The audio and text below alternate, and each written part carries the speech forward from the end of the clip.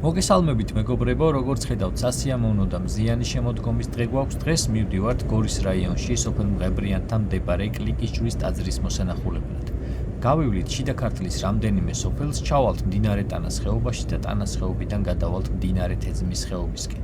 მოკლედ, საინტერესო და სანახაობრივი მოგზაურობა გველოდება წინ, მანამდე კი გეტყვით, რომ გამოიწეროთ არხი, რათა კიდევ უფრო მეტი საინტერესო ადგილი გადავიღო და თქვენც გაგიზიაროთ ეს საინტერესო ვიდეოები.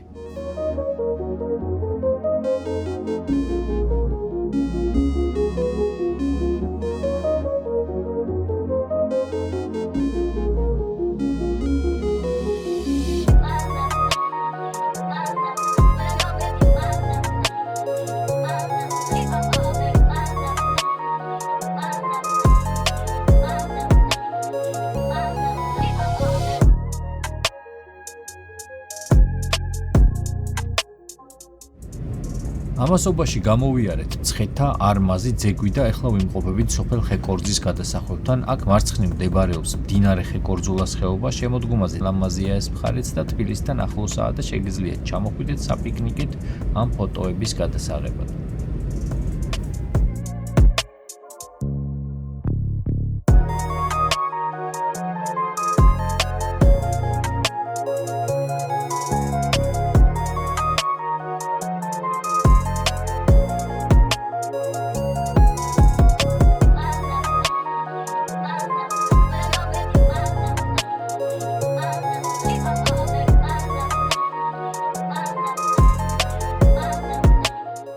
გამოვედით კავთისხევიდან და ჩავდივართ მეფის ქალაქში. ამ სოფელს ადრე ერქვა ახალ ქალაქი. თუ თქვენ კონში მიდიხართ, აქედან არის გადასახვევი რკონისკენ. გზად გაივლით გარიყულას, ერთად წმინდას, ჩაჩუბეს და შემდეგ მიხვალთ რკონში. მაგრამ ამ შემთხვევაში ჩვენ რკონში არ მივდივართ კლიკის ჯვარზე ატენის გავლით და ვაგრძელებთ გზას.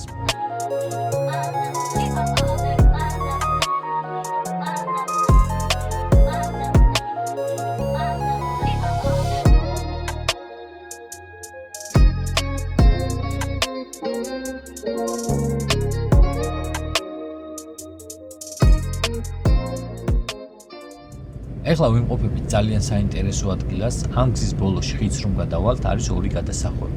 თუ გადაუხვით მარცხნივ, გზა მიგვიყვანს სოფელ ხოვლეში, საიდანაც წარმოშობით იყო დიდი ქართველი ისტორიკოსი და საზოგადო მოღვაწე ივანე ჯავახიშვილი. ხოლო თუ გადაუხვით მარჯვნივ, მივალთ სოფელ სასირეთში, საიდანაც იყო ლეგენდარული ქართველი გენერალი გიორგი მაზნიაშვილი. აი იქ შორს ბოლოში წვეტიანი მთავრო მოჩანს თუ ხედავთ, მაგდას დანახვის იქვია და მაგის უკან მდებარეობს სოფელი ატენი, რომელსაც ჩვენ გზად გავივლით.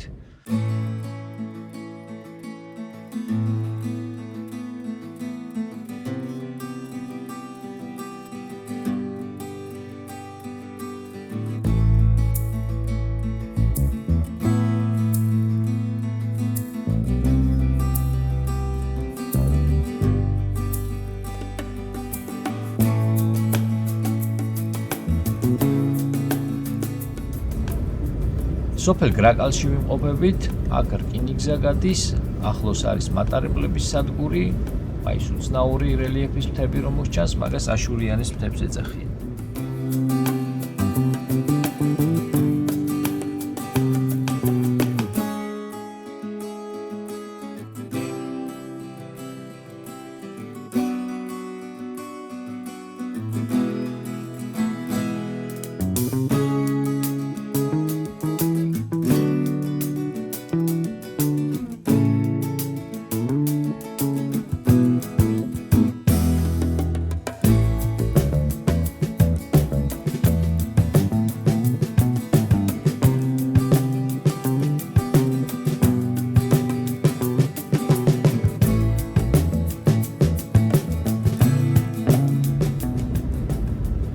სადაცაა შევალთ სოფელ ხიდისთავში, თუმცა მანამდე გეტყვით, რომ აქ მარჯვნივ არის გადასახვევი, საიდანაც მიდის გზა უფლის ციხისკენ.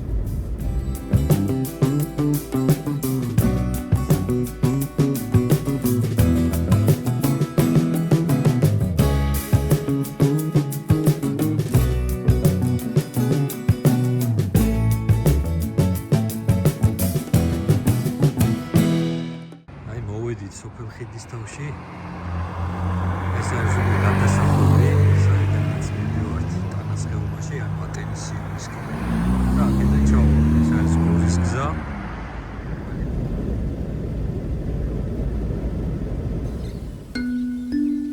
ატენში შემოსვლისთანავე შევამჩნიეთ ჩამონგრეული საყდარი, რომელიც პატარა გორაზე იდგა. ამოვედით მის გადასაღებად, აღმოჩნდა, რომ ის არის გარდატენის ჯებირის ეკლესია და სავარაუდოდ იგი ეკუთვნის გვიანდელ ფეოდალურ ხანას.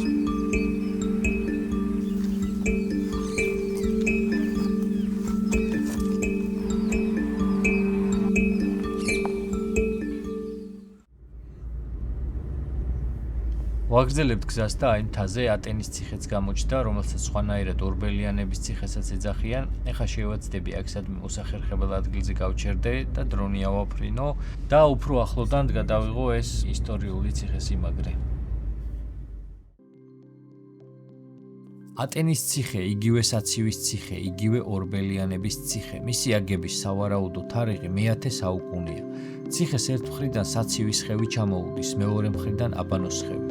ოდესღაც ციხის ქვედა ნაწილში მოზრდილი წყალსაცავები ყოფილა, სადაც ჩრდილო-დასავლეთის ხევიდან თიხის მილებით წყალი ჩაედინებოდა. ციხის მნიშვნელოვანი ნაწილი 1920 წლის მიწისძვრამ დააზიანა და შემოგვჭა იმ სახით, როგორსაც ხედავთ. ზოგადად ატენში უამრავი პატარა ეკლესია და ისტორიული ადგილია. ეს ადმინისტრაციული ერთეული ჯერ კიდევ მე-6-მე-7 საუკუნეებში ტანისხევის სახელითაა ცნობილი. ეს არის სოფელი, რომელიც ოდესღაც იყო ქალაქი. ის ბაგრატ მეოთხის ბრძანებით ააშენეს მე-11 საუკუნის შუახანებში და მე-17 საუკუნემდე მნიშვნელოვან ქალაქად ითვლებოდა. დროთა განმავლობაში კი თავდასხმების შედეგად დასუსტდა და სოფლად გადაიქცა. აქ გადიოდა უმოკლესი გზა, რომლითაც შიდა ქართლის სამხრეთ საქართველოს უკავშირდებოდა. ასევე აქ ინახებოდა დავით აღვაშენებლის სამეფო საჭურჭლიც. ენათმეცნიერების მცირე ნაწილი თვლის, რომ ატენის ეტიმოლოგია მდინარე ტანადან მომდინარეობს, თუმცა უმრავლესობა ფიქრობს, რომ ეს სახელწოდება ბერძნულია და ნიშნავს ადგილს, საიდანაც დანახვა, ჭვრეტა, დაზვერვა შეიძლება. ამ უკანასკნელ ვერსიას შეიძლება დაუკავშიროთ ისიც, რომ აქ მდებარეობს ამ მხარეში ერთ-ერთი ყველაზე მაღალი მთა, რომელსაც დანახვისი ჰქვია. მისი სიმაღლე არის 1651 მეტრი და შეიძლება ვივარაუდოთ, რომ ეს მთა იყო ადგილი, საიდანაც ხელის გულზე იშლებოდა ყველა მხარე ქართლიდან, რაც სხვადასხვა ბილიკებისა და გზების კონტროლის საშუალებას იძლეოდა. ვაგრძელებთ გზას და როგორც ხედავთ, ატენის სიონიც გამოჩნდა, ერთ-ერთი ყველაზე გამორჩეული ძეგლი არა მარტო ქართულ ხუროთმოძღვრებაში, არამედ ზოგადად საქართველოს ისტორიაში. ის ეკუთვნის მე-7 საუკუნის პირველ ნახევარს, თუმცა მოხატულობა, კედლის მხატვრობა შესრულებულია მე-11 საუკუნის პირველ ნახევარში.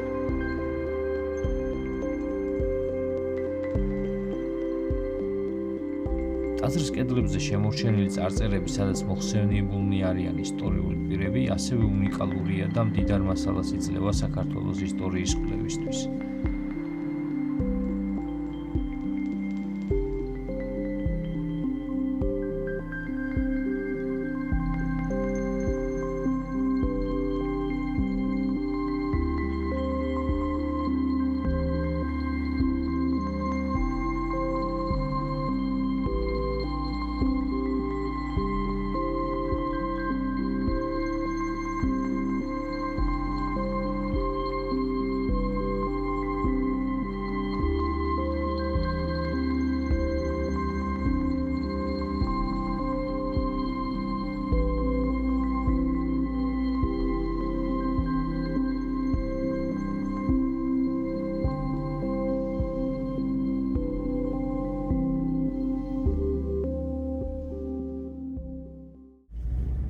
დავტოვეთ ატენი და მივუყვებით ტანას ხეობას, მივემართებით სოფელ ბობნევისკენ, როგორც ხედავთ, მოასფალტებული გზა არის და ნებისმიერი ტიპის მანქანით შეძლებთ აქეთ წამოსვლას. საინტერესო რელიეფით ხასიათდება ტანას ხეობა, კლდოვანი მასივი, რომელსაც შეხვდებით ატენიდან გამოსვლის შემდეგ, გარკვეულ მანძილს რომ გაივლით, იცვლება ტყიანი მასივით და ძალიან ლამაზია ეს მხარე განსაკუთრებით შემოდგომაზე.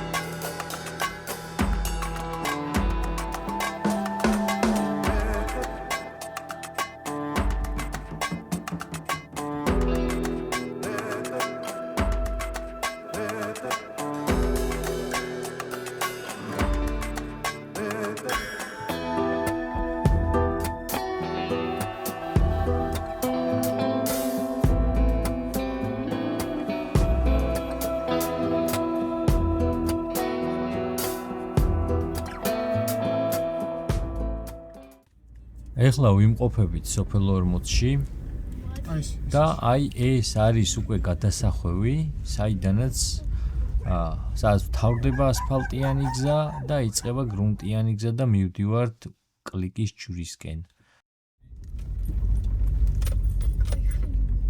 აი მეგობრებო, როგორც ხედავთ, დაიწყო აღმართები, დახრა ნელ-ნელა მატულობს და სიმაღლეშიც ავდივართ. ჩვენ გვიწევთ უღელტეხილის გადავლა. იმიტომ რომ ტანას ხეობიდან გადავდივართ თეძმის ხეობაში.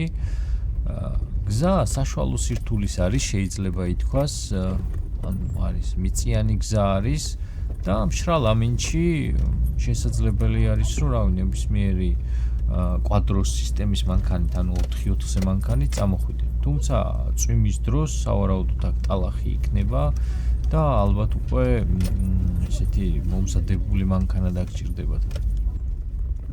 ვფიქრობ, რომ ეს არის ბოლო აღმართი, ყველაზე დამრეცი არის და ამის მერე უკვე გზა შედარებით გამოსწორდება და მერე დაიწყება დაღმართები, რადგან აღმართებს ყოველთვის მოყვება დაღმართები.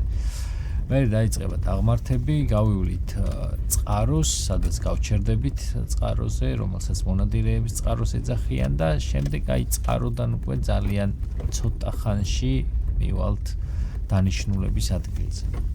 არ ვიცი შეამჩნიეთ თუ არა რომ გზა არის სპეციალური ტექნიკით გადასწორებული. ადრე აქ უფრო მეტად რთული გზა იყო, ალბათ რაც ტაძრის აღდგენითი სამუშაოები დაიწყეს, შესაბამისად გზაც მოაწესრიგეს, რომ მანქანებს უფრო სწრაფად, უფრო მოკლე დროში შეძლებოდათ ტაძრისკენ გადაადგილება.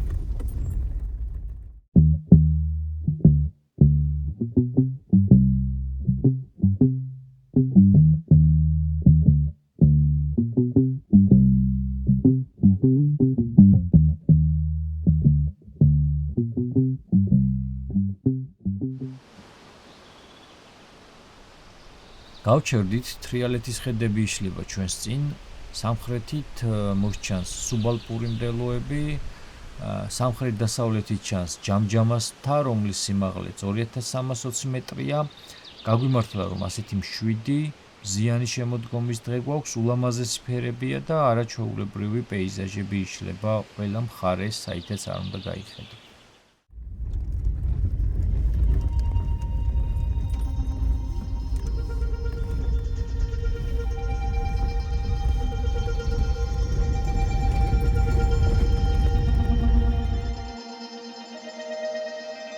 მოვედით წყაროსთან, ამ ადგილს მონადირეების წყაროს ეძახიან. როგორც ხედავთ, ეს არის მარმარილოს ქვები, რომელზეც გამოსახულია გარდაცვლილი მონადირეების ფოტოები და შესაბამისად ეს ტერიტორიაც არის მათი ხსოვნის უკვდავსაყოფად და საპატივცემულოდ მოწყობილი. აღმართიც ამოვიარეთ და მთის ბოლოში ვართ, აქედან უფრო მეტი სივრცე ჩანს და ხედებიც არაჩვეულებრივია. ამ ადგილზე გზა სამად იყოფა. ჩვენ გადავუხვით მარცხნივ და ძალიან მალე მივალთ უშუალოდ ტაძართან. მანამდე კიდევ მექნება თხოვნა, რომ გამოიწეროთ საპოვნელას YouTube არხი, დაალაიქოთ ვიდეო და დამიტოვოთ კომენტარები. ეს პროცესი სულ რაღაც 1 წუთს წაგართმევთ, მე კი ძალიან დამეხმარება, რისთვისაც წინასწარ დიდ მადლობას გადაგიხდით.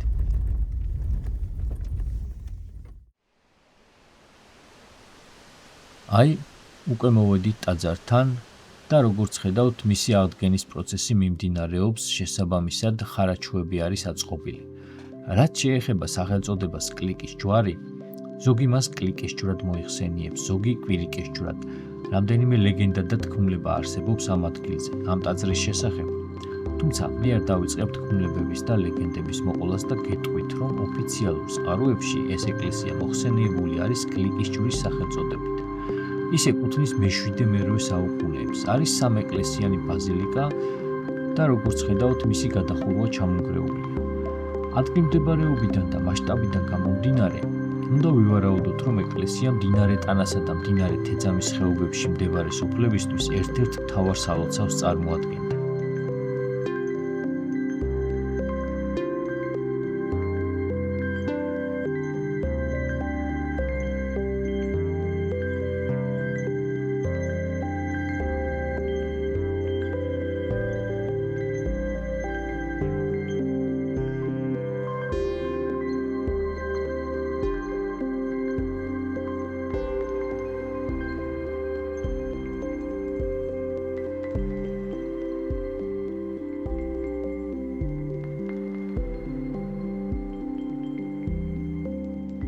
ასევე საინტერესოა ეკლესიის მიმდებარედ არსებული ნამოსახლარები, რომელსაც კომპლექსური წყობა აქვს და ვფიქრობ, ეკლესიაზე უფრო ძველი უნდა იყოს.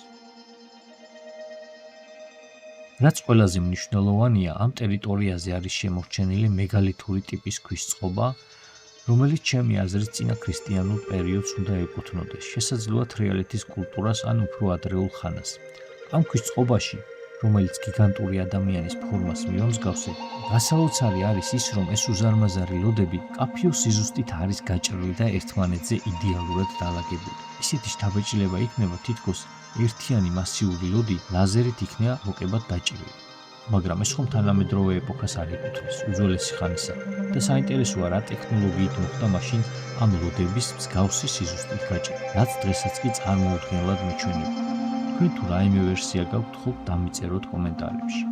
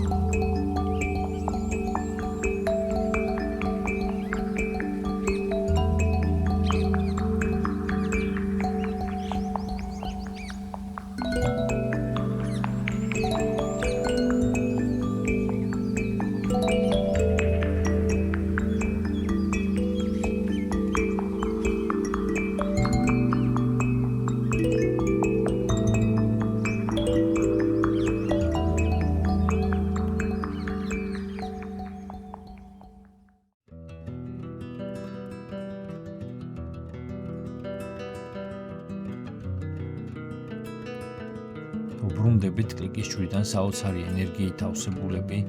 ეს ადგილი არა მხოლოდ ულამაზესია ლანდშაფტითა და თვალწარმტაცი პეიზაჟებით, რასაც შემოდგომის ფერები კიდევ უფრო აძლიერებს, არამედ აქ ყველაზე მნიშვნელოვანია განცდა შენი ქვეყნის ისტორიისა, რომელსაც ყველაფერში გრძნობ ჩამონგრეულ საყდარში, კლდეებზე აღმართულ ციხეზე, ხუროთმოძღვრების დიდებულ ნიმუშზე, უზარმაზარ ქვის ლოდებზე და უბრალო ბილიკებზეც კი. ფიზიკურად რაც უფრო უახლოვდები ამ ადგილს, რაც უფრო მეტ ნაბიჯს გადადგავ მისკენ, ეს გრძნობა უფრო მატულობს. აქ მკაფიოდ გესმის, რამდენს ნიშნავს ჩვენი წარსული და რა ღირებულებაა ის, რამაც ჩვენამდე მოაღწია. აქ ხვდები, რომ ქვეყანა, რომელშიც ცხოვრობ, ძალიან დიდი ისტორიის და კულტურის, უბრალოდ კულტურების მატარებელია. მადლობას გადაგიხდით ყველას, ვინც აქამდე უყურეთ ვიდეოს, ვინც ეს გზა ჩემთან ერთად გამოიარეთ. თუ მოგეწონათ ეს მოგზაურობა, დაალაიქეთ, დამიტოვეთ კომენტარები და რაც ყველაზე მთავარია, არხის გამოწერა არ დაგავიწყდეთ. ერთად ვიპოვოთ ახალი ან კარგად მივიწყებული ძველი ადგილები.